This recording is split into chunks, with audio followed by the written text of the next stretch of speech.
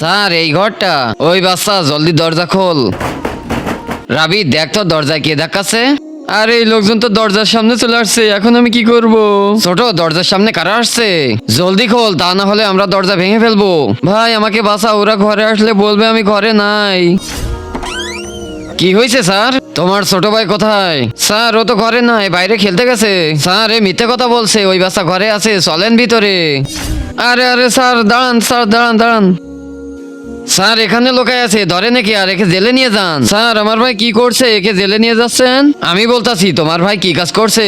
হ্যাঁ বলো। ও তো, আরে এ তো বাইরে চলে আসছে। জলদি এটা সাফ করে ফেলি, তা না হলে কেউ দেখে ফেলবে। কিন্তু তার আগে যে ভিডিওতে লাইক দিয়ে চ্যানেলটা সাবস্ক্রাইব করে দিবে, তার মা বাবা যেন অনেকদিন বেঁচে থাকে। যে কমেন্ট করবে আই লাভ ইউ মা বাবা, তার জন্য মনের আশা পূরণ হয়ে যায়, আমিন। আরে এ তো রক্ত, মনে হচ্ছে ওই বাচ্চা কারোর মার্ডার করেছে। এই হইছে, ওটা রক্ত না, আর আমি কারোর মার্ডার করিনি, আমার বন্ধু রং দিছিল, ওটা পড়ে গেছে।